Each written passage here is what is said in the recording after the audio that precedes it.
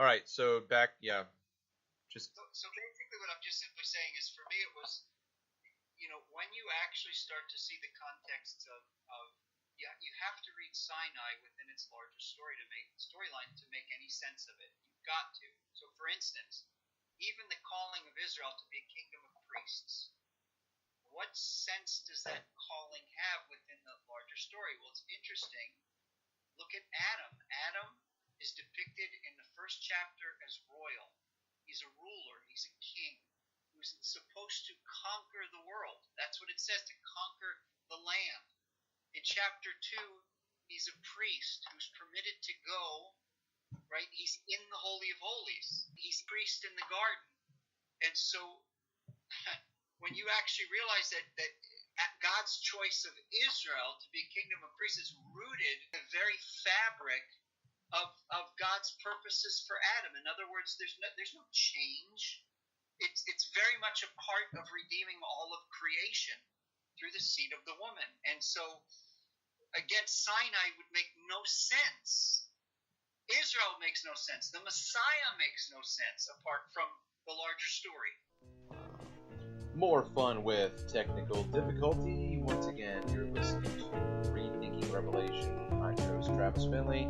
Our guest, whenever the technology gods floating high amidst the clouds above the sky, I must say, whenever they're feeling like it, we have a communication. I had texted you that, or sent you an email that my friend and co-host at times, Jonathan Sedlak, might be here, but he had problems with his truck for work. So he sent me his questions that he wanted to ask you, and so I want to get to his questions first and see where we can go with that. Okay. Sure. All right. So his here he says, Sailhammer illustrates in his book The Pentateuch as narrative that there are literary connections between Cain's exile and city-building project with the laws pertaining to cities of refuge. What other literary connections have you noticed within the Cain and Abel narrative that contribute to the early chapters of Genesis functioning as an introduction to the Torah and the Tanakh? Yeah, so let me just simply say, one of the things, my experience with John Selhammer is that he would say things that would many times that I didn't always understand, and it would take me the years to and sometimes I never saw it. And I got to tell you, the connection between the cities of refuge, I believe, and Cain's story, I don't see. I just don't see it. But I know myself well enough to know that John Selhammer, he was not careless in the things he said. But here's what I would argue, that in recent years, I think I told you I'm working on there's a book coming out called The Moody Handbook of Messianic Prophecy, and I was actually given, one of the articles was on Genesis 3:15, and what I discovered, and it really was just very helpful for me, is through this whole notion of literary analogies, where one narrative intentionally is written to parallel and highlight another narrative, and both narratives then mutually inform one another in terms of its meaning. And so what I would argue is that one of the primary roles of Genesis 4 is actually to interpret and to guide us in our understanding of Genesis 3:15. I think that without Genesis 4, we would all have to bow down to Rashi's interpretation, and Genesis 3:15 would be an ideology. But because of Genesis 4, Rashi's interpretation quickly breaks down.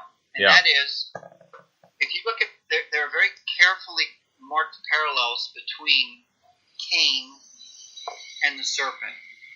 And what ends up happening, interestingly enough, is that, in Genesis 3:14, cursed are you, is the statement to the serpent, cursed are you. And obviously, there's this hostility. Seth, yes.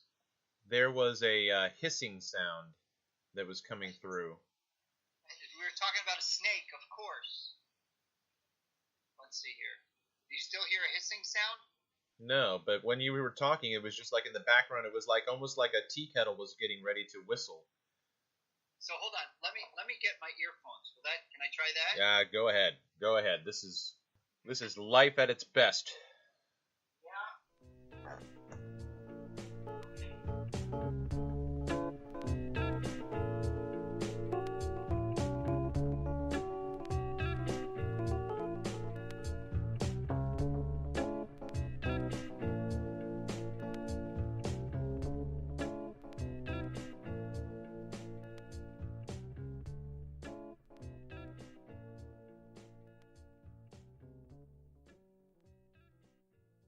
So let me go on and just simply say, Genesis 4, what you actually have are some very key parallels. In Genesis 4, there's no question that, what the serpent in Genesis 3 is cursed. He's cursed more than, with the mem, right? Cursed more than, or cursed from. Genesis 4, Cain's hostile acts, he ends up sharing the same fate of the serpent. In chapter 4, then, you have actually this hostile seed. Interestingly enough, he's actually a seed of Adam and Eve, Cain. But then he shares the fate of the serpent. He's cursed, and he kills, and he murders, and he lies, okay? Then, you have another seed in Eve. You have Seth. And interestingly enough, the name Seth, where she says, God has appointed me, the woman says, God has appointed me another. Wow. This is just bad juju. Hello, you there?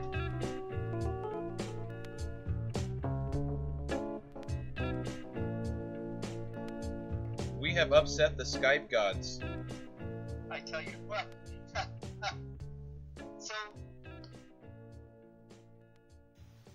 basically, what you have is in chapter 4, you have Seth, who's another seed of the woman, and the words that are used, his name, and the phraseology, those words are we only find them elsewhere in all the Hebrew Bible, Genesis 3:15, where God says, I will place enmity. Place and Seth, they're the same verb, seed and woman, in those two passages. So what have we done?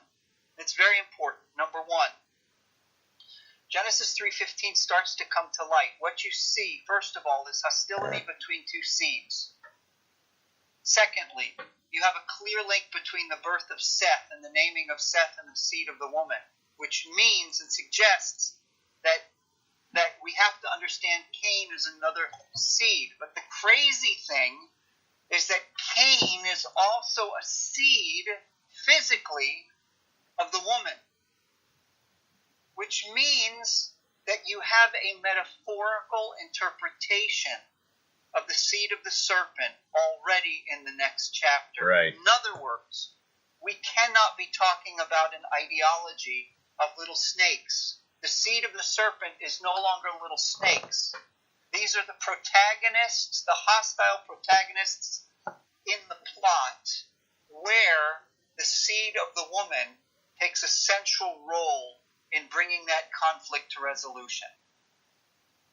Okay, And Seth. so Genesis 4 is crucial. Okay, listen. But I want it to be both. I want an etiology and I want a metaphor. Why? That was just great. I wish I could put your response on the podcast. That was awesome.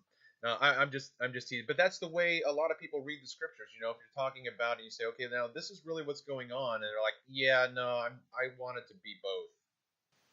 Yeah. Yeah. Again, the ideological interpretation is incredibly powerful. If all you had was Genesis 3, if all you had was Genesis 3, then I wouldn't see any way out of the ideological interpretation. But the very fact that the author of the Pentateuch interprets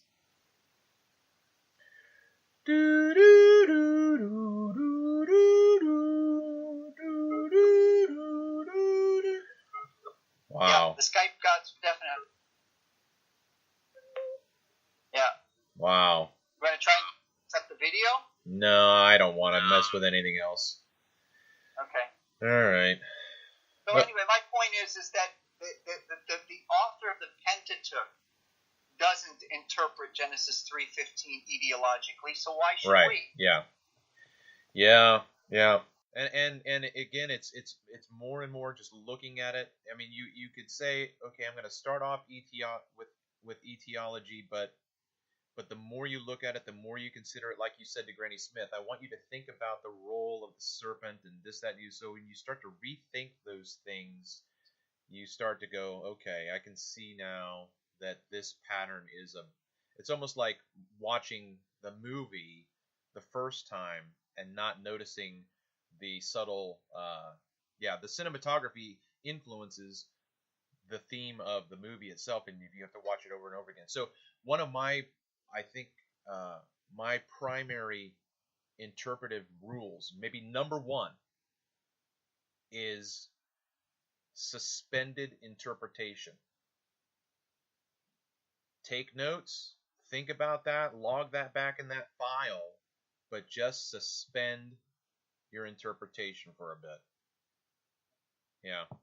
Okay, my next, John's next question is, he's curious as to what you think about the legitimacy of Noah's flood being localized and not global, because as he reads the Hebrew, it describes Eretz and not Tevel. What do you make of that in terms of the focus of the land rather than global?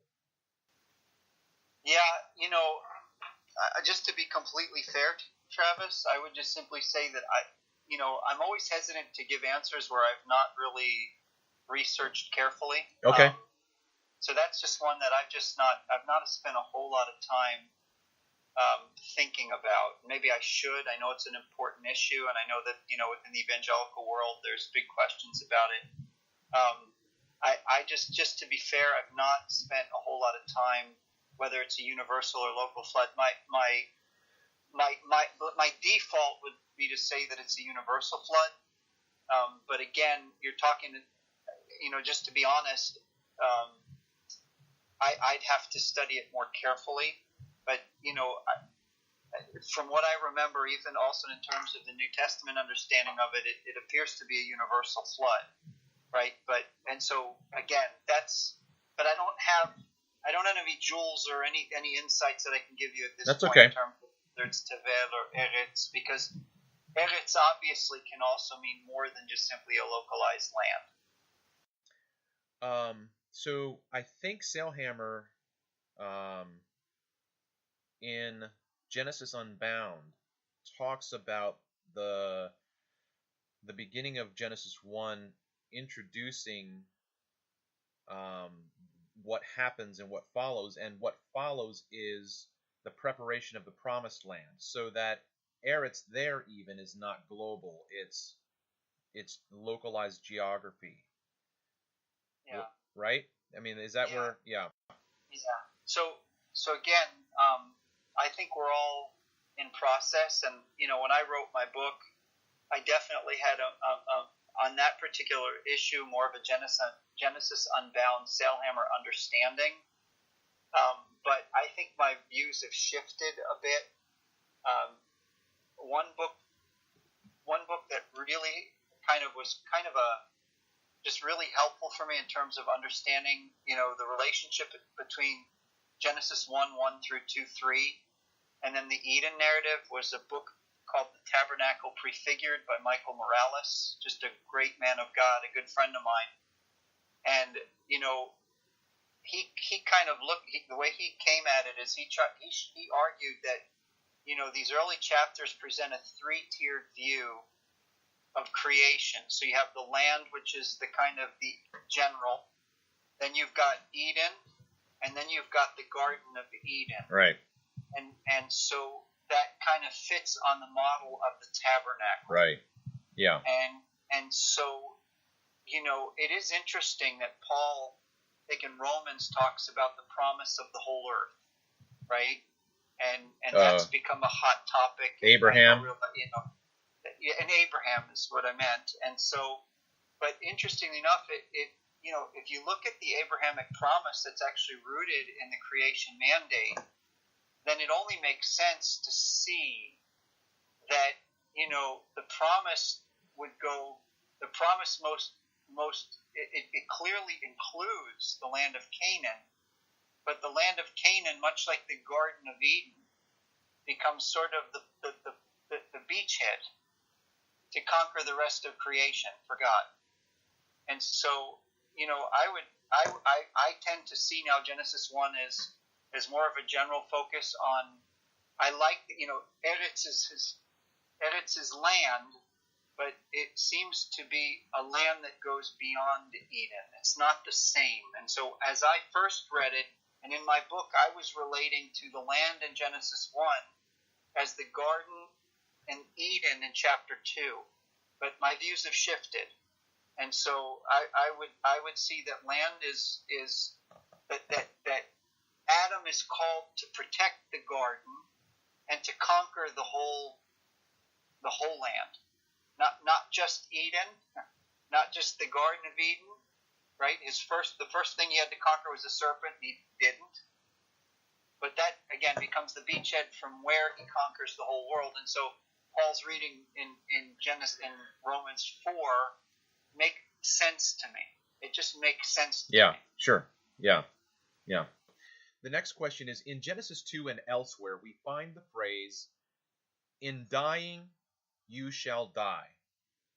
According to that wooden English translation, one implication might be that upon dying, death and not eternal life would result. What are your thoughts about that, if any? And let me ask, just to make sure, does that question make sense to you?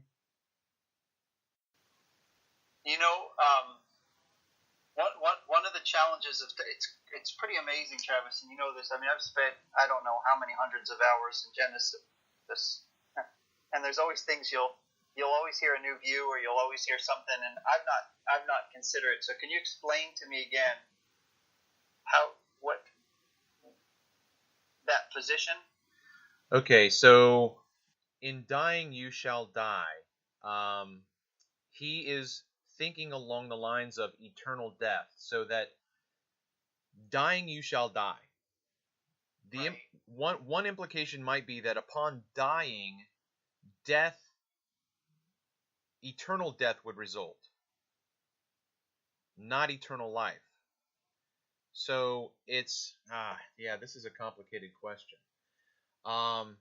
His presupposition is death is natural. And so the possibility of resurrection is eliminated by virtue of transgressing the law.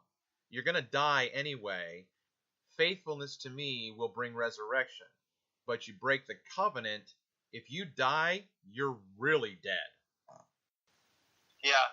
Let me just simply say this. What I would have to do, I would have to check it on a couple of levels, Travis. Number one, I would have to check I would actually check the grammar and syntax of the very phrase, where, you've got the infinitive absolute with the yiktol here, and you'd have to look at other constructions of how that's used in Genesis, and it's used 1, 2, 3, 4, 5, 6. It's used several times in Genesis. That's number one. I would have to check the grammar and syntax there. Number two, my sense right now is that it sounds like it's reading more than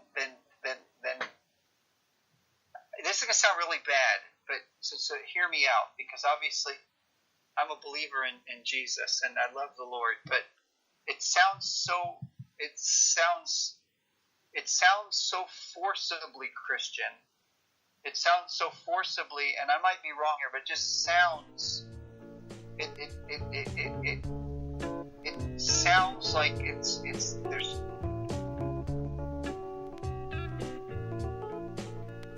I lost you. What the world, man? This is crazy. Travis, I'm here. Yeah. I just don't know. Yeah. Now I lost your visual. I don't know how I did that. Yeah, I did it. I turned my video off because it would help a little bit.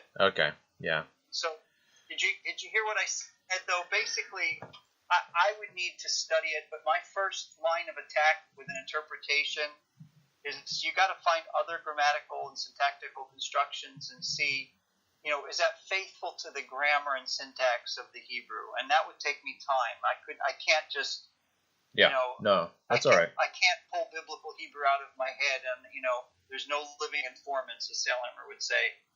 But secondly, it just sounds to me a bit forced, but I may be wrong, and there may be a case I just would need to look at. I remember having the same thought, and so he actually the other day we were talking on the phone, and John said, "Have you ever thought about this?" And I was pleased because I had thought about it, and so he and I were thinking along the same lines. And so for me, it's interesting to think about this. I appreciate what you're saying in terms of grammatical use and the Hebrew language and syntax. Part of my interpretive response, for lack of a better word, is theology. So that if I read a text and read a text and read a text, but I'm not reading it theologically, I'm missing something. And so if I look at something theologically and then I go back and I go, wait, I've never thought about putting that back here. If I put that back here, this is a possibility in terms of understanding the meaning of the text. But all of your caveats, poor connection. Your connection is poor. Reconnecting. I'm here. Okay. Yeah. Okay, but all of your caveats are accepted and easily dismissed because I don't need you to feel like you have to excuse yourself in terms of not being ready to answer global flood stuff. I'm not worried about that. These are questions that are just, open-ended for us to think about and talk about. So, okay, so let's see. Where is one more question from John is, have you ever considered the statement, dying you shall die, to reflect more than mere mortal death in this life? To reflect an emphasis upon eternal death or the denial of eternal life? It sounds like it's a related question. So, yeah. So let me just jump in, and actually something just to ponder and consider. One of the things that I found that was incredibly interesting is that the structure of the purity code, Leviticus 11 through 15, okay, the structure of the purity code actually fits on the structure of the poetic curse promise of Genesis chapter 3, okay? They're tied together, okay? Now, why do I see that as significant? Because then what it does is it shows, all of the purity code prepares the priest for going into the Holy of Holies, as it were.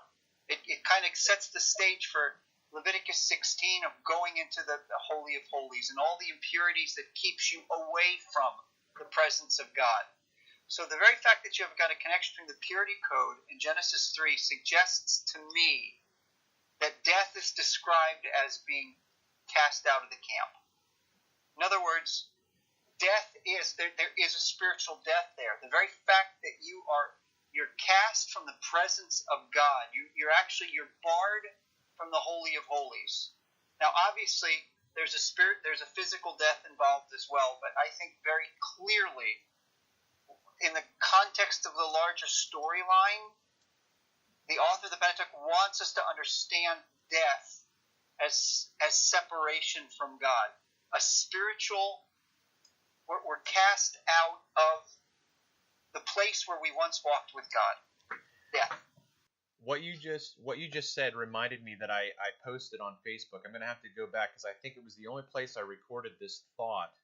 And reflecting on this story, I said something like, we could translate this passage this way: in the day that you eat of it, becoming unclean, you will become unclean. Something along those lines, because that's the idea of exactly, at least in my mind, of what you're talking about. That access is affected and separation results. Well, what is that in Israel's story? uncleanness, spiritual death. The leper, think about the leper outside the camp. I mean, the leper was effectively a dead person. He was a living dead man. And I think that this whole picture of the leper being cast out of the camp and with his hair unkept and yelling out, unclean, unclean, is really how I see what happens to Adam and Eve after they sinned. So in my mind, and this is where I'm at actually, but in my mind, that seems to lend credence to the fact that it's not physical death we're talking about. Well, it has to be physical death we're talking about as well. In other words, spiritual death and physical death are related, because the text makes it very clear that you will return to dust. You will return. I've taken you from the ground, which is a reference to chapter 2, and to the ground or to the dust you'll return. And so there's absolutely death has to be involved, the physical death. It can't be excluded, but it just I think it has kind of at the same time, death is separation from the presence of God that culminates in physical death. And in fact, I would argue that the very notion of resurrection is physical death has to be included because of the power and the hope of the physical resurrection. I mean, it's interesting when you look at the power. The New Testament really consistently, almost through every single book, talks about the resurrection, the return of Jesus. Our hope is not going; our hope is His coming. Our hope is not dying. We have hope in dying, but our hope is not dying. Our hope is living. Our hope is rising again. And so physical death is absolutely included in Genesis chapter 2 and 3. Okay. I think the text is pretty clear there. Okay. All right. So let's now jump into reading Moses seeing Jesus. And how are you on time? Are we okay? Yeah, we should be fine.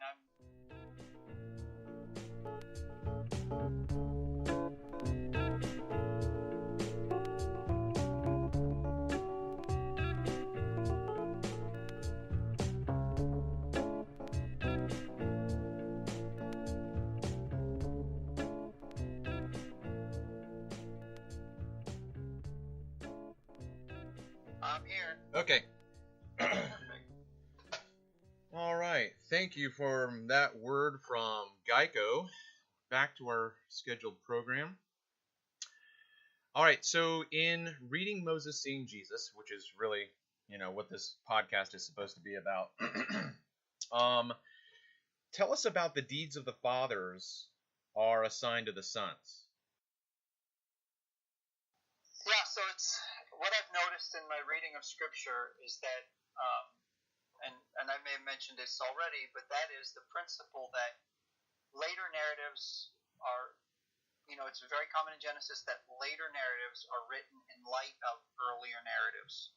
That they have a system of signs that alert the reader that one story is connected to another story. And the reason that these stories are connected is not only to bring narrative connectivity to the whole storyline, but it also encourages the reader to stop and think about the similarities and the differences between these two stories. In some cases, the point is the similarities. In other words, the similarities are there to really help you to understand the narrative progression. In some cases, the stories are almost all completely similar, but then you have a key difference, and the punchline is in the difference. And so, in Hebrew it's called Maaseh Avot Siman Labanim. The deeds of the fathers are assigned to the sons. And so, what you see, as I argued in Adam is Israel, but also in reading Moses seeing Jesus, is that Adam's story prefigures Israel's story. Now, interestingly enough, confirmation for that interpretation comes by way of the conclusion of the Pentateuch, where Moses is clearly saying that Israel will follow in Adam's footsteps. Okay, but you have many examples of narratives that parallel. And or Abraham. Abraham goes to Egypt. His wife is taken captive. God puts plagues in Pharaoh's house. He gets rich with gold and silver. Right. She's let loose. He goes up to the promised land. They go up to the promised land. That's one example where Abram's story prefigures the Exodus. And this principle literally runs through the fabric of all of Genesis. And it's amazing how many literary analogies are actually there. And it's also interesting that it's the same kinds of, these literary analogies are also present in the New Testament. So you see very often where the New Testament narratives are intentionally, they intentionally put you back. They point you back to earlier Old Testament narratives in order to get you to consider the differences and the similarities. And it's like a joke. We talked about it last week. If you miss the sign system that the author uses to point you back to another story, if you miss that sign system, you're going to actually miss the keys that unlock the joke. You're going to miss you're going to get something of the text, but you're going to miss its key punchline. I'll give you an example that's really interesting that only recently I was. Maybe we talked about it last time, I just don't remember, but one of the things that I taught a class, and the nice thing is in Israel we teach in Hebrew, and so we were talking about these texts in Hebrew, we were reading, and we looked at the David narrative, and there are many parallels between the David narrative and the Joseph narrative, many key parallels. There's phrases and words and things that are only found, and themes that are only found with respect to David and Joseph. They're parallel figures. And I remember reading about that years ago, but then it occurred to me that, as I tried to ponder the meaning of the similarities between David and Joseph, I stopped and asked one simple question. I said, so is there any major difference? Is there something that jumps out as a major difference between David and Joseph? And as soon as I said it, and this was in front of the class, it was like the light bulb went on. I said, David and Bathsheba. Let's go there. So we opened up the story of David and Bathsheba, and then we opened up the story of Joseph and the wife of Potiphar. And sure enough, the sign system was there. The story of David and Bathsheba is intentionally written as a mirror of the story of Joseph and the wife of Potiphar. He does everything Joseph doesn't do, or let's say that Joseph does everything that David doesn't do. And that becomes in fact, I would argue that the author of the David narrative is actually setting David up to pull the rug out from under his feet.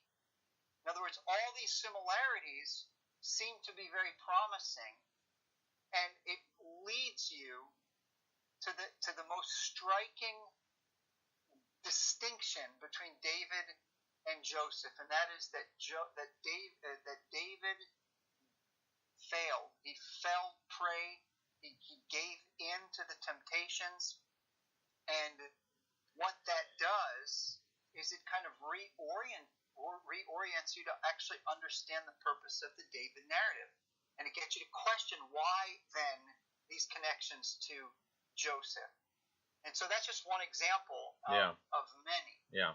Of importance of the deeds of the fathers are assigned to the sons. Okay. All right. I'm going to read one statement that you have in here, and then I'll ask a question. In Genesis 2, God prepares a very special garden, for Adam, and then brings him into it.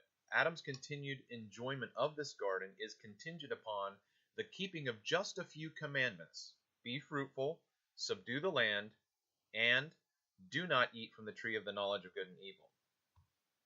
My question is, I have never heard anyone highlight 3 commandments. It's always just do not eat from the tree of the knowledge of good and evil. But in the back of my mind, I have always thought, well, technically, wouldn't it have been a sin if he wasn't fruitful? Wouldn't it have been a sin if he didn't subdue? So that's a question I've had, but that's an interesting note for you to make. So how do you talk about 3 commandments as opposed to do not eat from the tree of the knowledge of good and evil. Well, there's actually more than 3 if I recall. So let me just, if I could, I guess it doesn't matter how many, but or even to guard and to serve, right? To deal with the serpent coming in. That would have been another issue. Yeah. So you've got fruitful, multiply, fill the land, conquer it, rule the fish, and so you've got a list of right. quite a few. 1, 2, 3, 4, 5, and then you've got the guardsmen. So here's what's really interesting is that, in fact, Adam didn't only break the command. He didn't only break the command about the tree and the fruit. Think about the call, the command to conquer and to rule. Okay? He did not conquer the serpent. He did not conquer the land that was given to him as a gift. And he did not rule over the beasts of the field. He did not rule over. And so, in fact, Adam broke more than one commandment. He broke them all. And in fact, so that's how I understand that, is that it's not just one command. But again, part of the problem is that there tends to be, again, partly because of documentary hypothesis, there tends to be kind of an atomistic reading of Genesis 2 and 3 together in isolation from Genesis chapter 1. But you've got to read these together. So Adam, in fact, broke several commandments. But only one of them was given the sanction of death. Correct. But in breaking the one, in fact, he broke them all. Okay, so you're going to James there. If you've broken one commandment, you've broken them all. Did I lose you? Lost him. Yeah.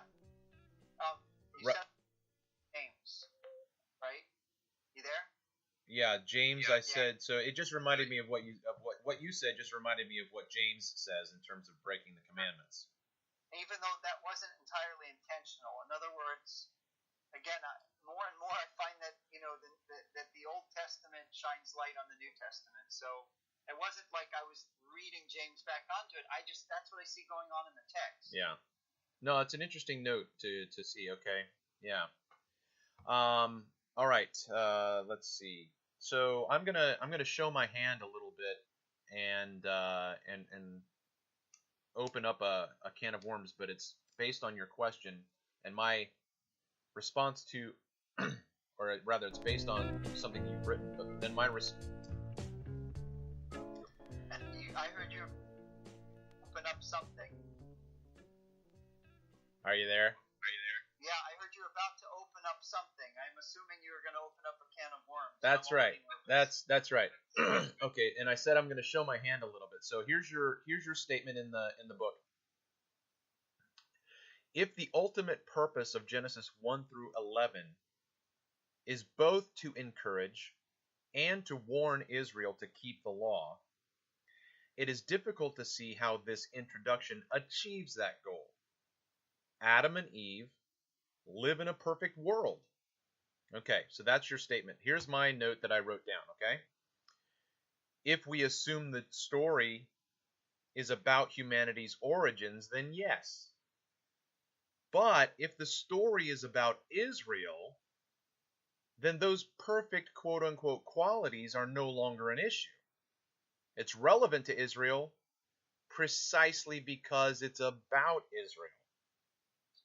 See, I would disagree with you here. I know you would. Yeah, because then you actually have to ask the logic then of, think about the calling of Abram in Genesis chapter 12. In Genesis chapter 12, he's chosen to bring a blessing not just to his physical seed, but to all the families of the earth, which have been mentioned in Genesis chapter 10, these families of the earth. And you have all these genealogies that lead you. In other words, all of these families actually come from Adam. Okay? And so this cannot be exclusively about Israel. It cannot be, because the eschatology of the Torah embraces Israel and all nations. So I would really balk at that reading. I would resist that reading, because then I would find Israel's calling incomprehensible with respect to the nations. Then it would make no sense. Okay, so let me respond with this. I think I can probably pinpoint when I started to color outside of the lines in this regard. And that was having read Phillips Long's book, The Art of Biblical History. Okay? Great. And so at some point after reading that and thinking on things, I asked this question. Okay, so actually when I first read the book, I asked this question. That, you know what, this is interesting. What would Genesis 1 look like if it were a portrait or a mural? If it was visual rather than written. You know what I mean? Okay? So if we were to paint a picture of Genesis 1, what would that look like? And how would that communicate truth? One of the thoughts that I've had is that what we see in Genesis 2 can parallel or mirror what we see in Genesis 12. You have one man in Genesis 12 in the story that is called out from humanity to then be the catalyst for the redemption of humanity. So it's if I, and this is where I'm gonna give you some thoughts that I'm not gonna justify yet. Adam being made out of the ground is what happened to Abraham. The ground, therefore, then is Ur of the Chaldees. It's humanity. He's called out from, he's set apart from humanity. And he's endowed with God's call on him to go into, right? God takes Abram out of Ur, he takes him out of the land, places him into the garden. So in my mind, I can see some similarities. I haven't fleshed it all out, but it's in the back of my mind. So that is where, your note, what you said is duly noted in terms of the broad focus of humanity in God's plan. I agree with you. I'm just trying to think through what we're talking about in terms of literary connections and making those connections. Any thoughts? Yeah, again, I like you're obviously a gifted thinker. I like your questions. I think sometimes the questions out of the box are always important to bring us back to the text and reconsider, rethink. Again, I think because of the ways in which I understand the connectivities between the primeval history and the patriarchal narratives, and particularly the role that Abram has, and then the role that Israel has within the storyline. Again, I balk at the thought that Adam is only a representative of Israel. I just think it's a reading that doesn't fit the logic of the conflict in the plot, and it doesn't follow the resolution of that conflict in the plot. It just doesn't follow. And so, I guess that at this point I would certainly respectfully take it a very different way, but maybe I need to, again, sometimes you hear a new position, you need to kind of ponder it, think about it. Yeah, well, no, that's okay. Yeah. That's. I'm not trying to, twist your arm into crying out, "Uncle." It's just some interesting thoughts. Okay, you say some might object by pointing to the numerous times Moses calls Israel to keep the law. How do we reconcile Moses' pleas to Israel to keep the law on the one hand with his prophecies that Israel will not keep the law on the other. Okay, so that's your statement. Here's my reflective thought. Okay, so let me ask you, how do no, I'll edit this part, Travis. Okay, here's my comment. This depends on what quote unquote keeping the law means.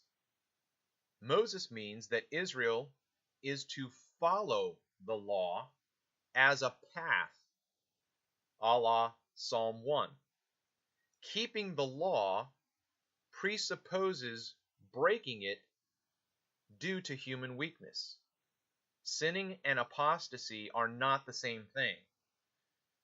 The law comes with its own remedy, atonement. When Israel sins, she atones.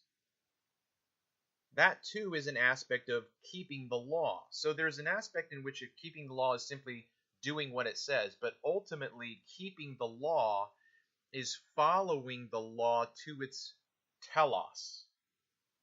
And so the way that I've started to talk about this is the law is the yellow brick road. If you keep the law, if you stay on the path, you're not earning anything. You're simply following where God is leading you. And when you get to the kingdom in Christ, if you don't cross over and you stay in the law, you're going to die. So in my mind, that's the idea with Moses's pleas for Israel to keep the law on the one hand. That is, follow this road. Follow this road. Because when history reaches its point to where the law reaches its climax, you'll be ready to cross into it. Now, Abraham didn't get there. Moses didn't get there. David didn't get there. And on Nehemiah, all those guys, they didn't get there. But they were walking. You'll be ready to cross. Yeah, I'm hearing you. Yeah, okay. So in terms of anticipation, technically Abraham made it because of his faith, right? He had faith in where he was going, right? David had faith in where he was going. So in terms of where they were at in history, they didn't have to cross the line because the kingdom hadn't come yet. Christ had not come yet. But ultimately in what we see in the Gospels is here we're coming to the last mile and we're walking into the kingdom, which is what John the forerunner and Jesus were doing. And they were saying to the Pharisees and the scribes, the law is coming to its goal and I'm it. And the Pharisees said, thanks, but no thanks. We're going to stay with the law. So their interpretation of it, right, obviously not the law. Right. That was the very conflict, as Yeshua says, you're not keeping the law. Right. So there's an interesting aspect in which keeping the law is you have to do these 613 commandments. But on the other hand, the keeping of the law ultimately, in my opinion, is following it to its desired goal, which is where you go in your book, reading Moses seeing Jesus. We're talking about the trajectory of the story. Yeah, and I like what you're saying. I mean, you get passages like Psalm 19, Psalm 119, where obviously there were those that delighted in the commandments. Right. So, right. Yeah, I like what you're saying. It's well put. So it's a misnomer then as well to talk about earning salvation, because that's never what the law was about. The law was never about earning. Do this and you're going to be saved. Well, do this and you will live. Right. But see, in common vernacular, we don't make that distinction. At least when I was raised, I wasn't taught to make that distinction. So that when I read in Deuteronomy, do this and you will live, in my mind, this is how you get eternal life, right? Because that's the ultimate contrast for people who are on the far, far left. God said, in order to have eternal life, you have to obey my laws. Yeah, and again, you're challenging me to kind of, and it's good, you're putting me in a place where I need to really think and carefully nuance and kind of explain the things that I'm saying and I'm not saying. So I would totally agree with you. I completely agree with you in the context of the fact that the law actually made provisions for imperfection, and so the key to the law was actually to find ways our imperfections. I get that. However, it seems to me that the notion in which Israel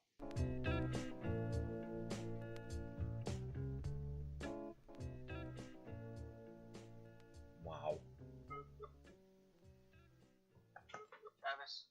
Yeah. Just gotta wait for the glitch. Okay. Sorry. This has been a rough one. That's okay. I think the point that I think in another sense it's really important to even so the whole notion of breaking the law is a certain fact. I think it all boiled down to ultimately a rejection of the first half of the tablet. In other words, the particular sin that really seems to be the major issue is going to be idolatry, worshiping false gods. So in other words, we're not dealing with somebody who's struggling and happens to not keep, kosher, right? That's not.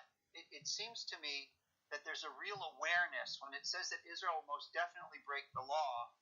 That when you come to Deuteronomy 31 and Deuteronomy 32, the point is that they're going to worship demons and not God. They're going to worship false gods. They're going to follow the gods of the Canaanites. And so, I hear what you're saying, but I think it's crucial to get the fact that the Torah comes with an absolute certainty of apostasy. Right? You said there's a difference between breaking the law and apostasy.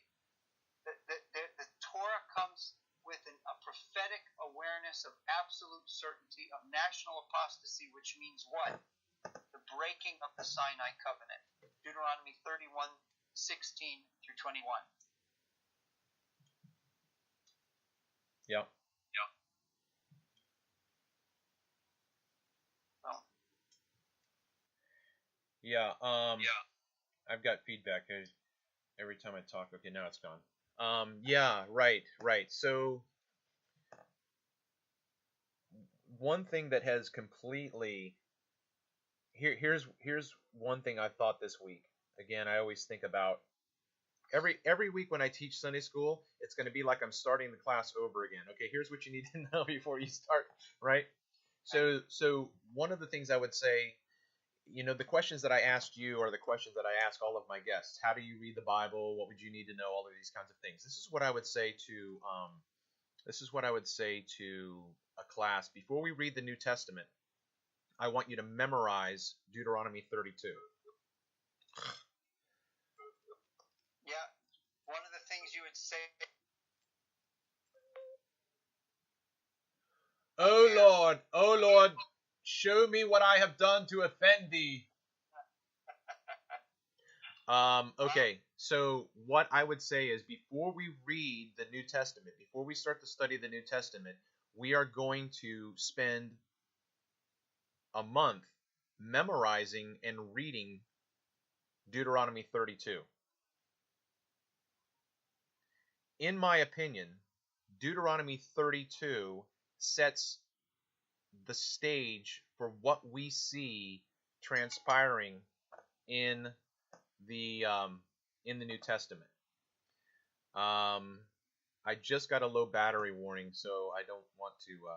Okay. Can you hold? Can I? I mean, we've had so much fun with hiccups already. So give me 1 second. I'll be right back. No problem. Oh.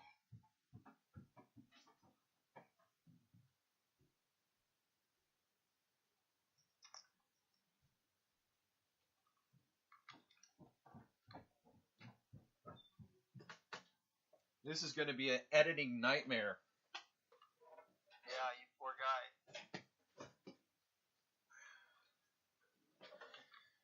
guy. Okay. my stage lighting back. I'm going to plug in my phone. I'm going to switch my perspective. Make sure my phone is charging. Hold on, I'll be right back.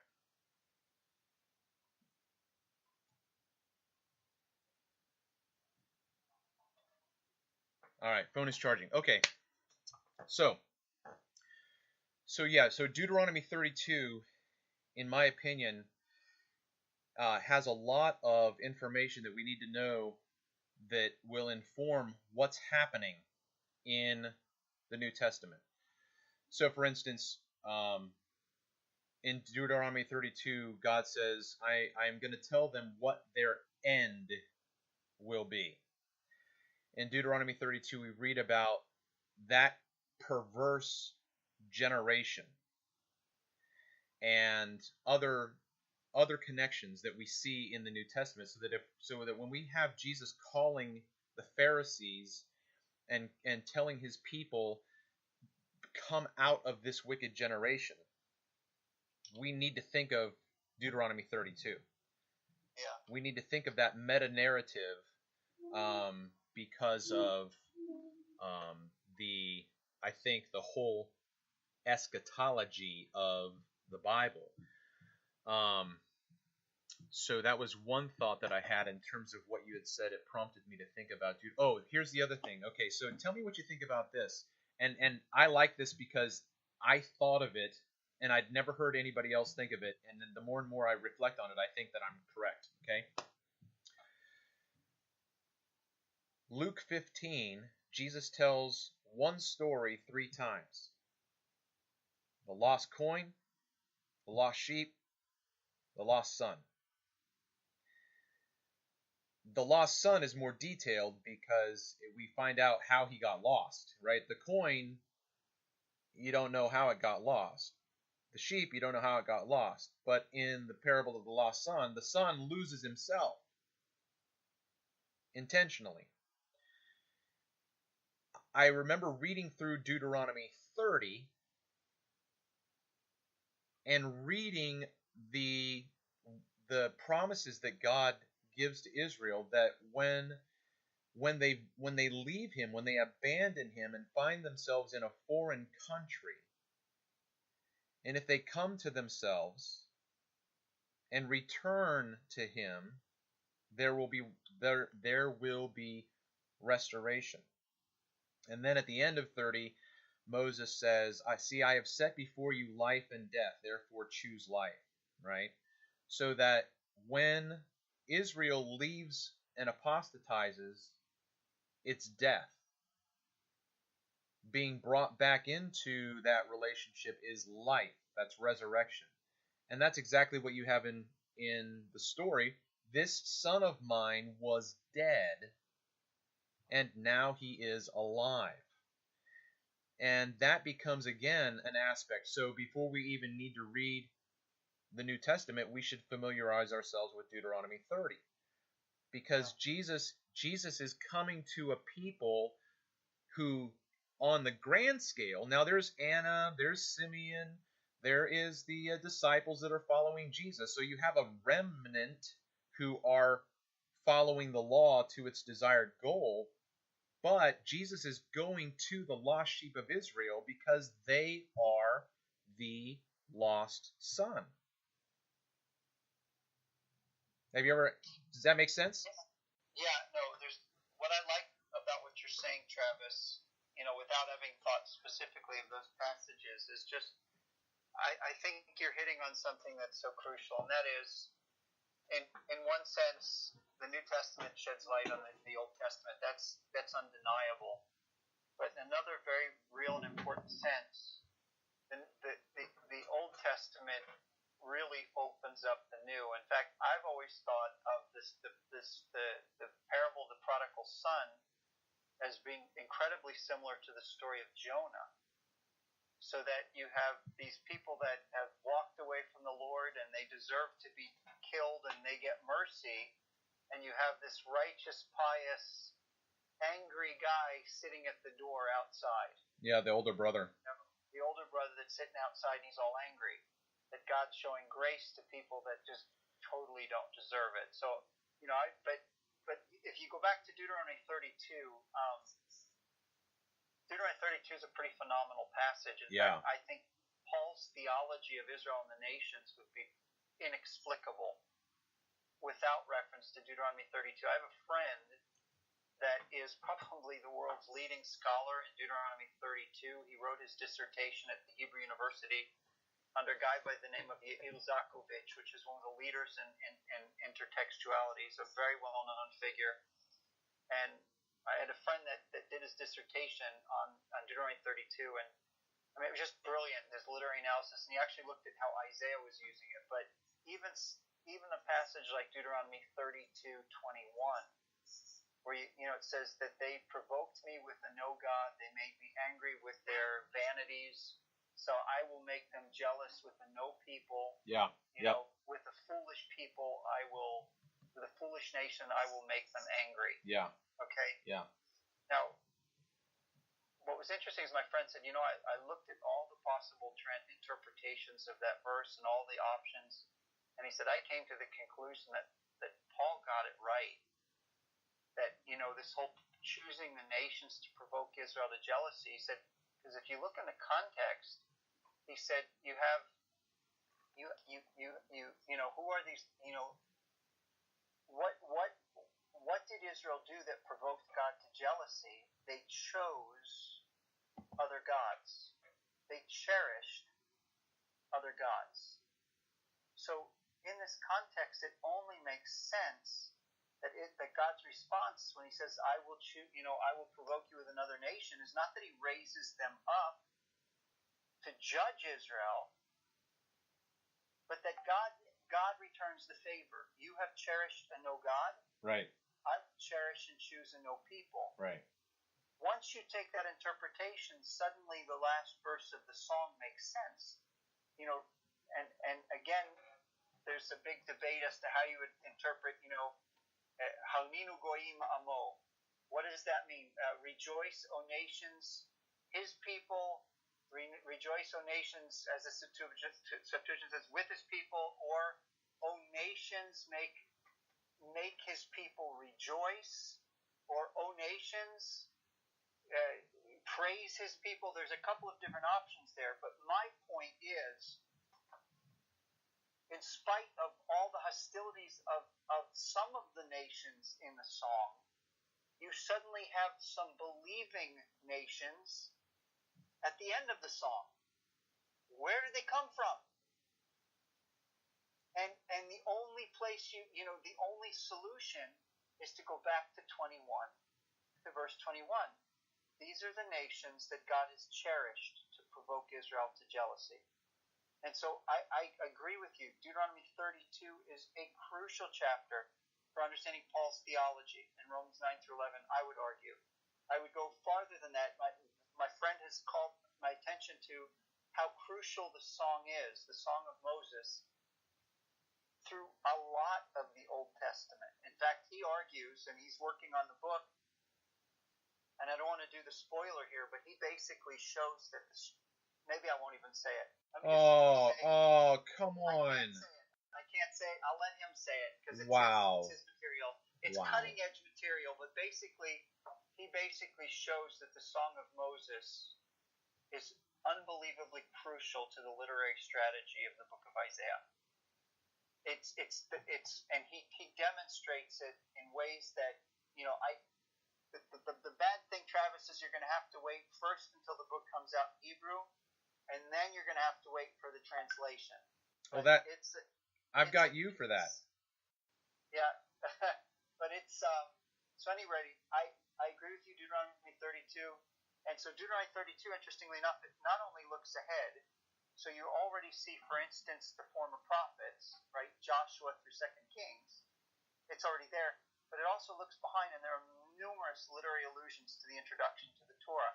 Interestingly enough, you've got a lot of references to serpents in the Song of Moses. Yeah. Okay. Yep. The serpents are back.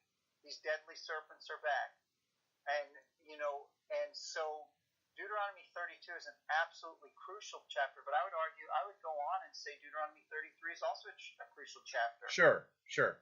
because what that means is the Torah story ends in blessing, not in curses.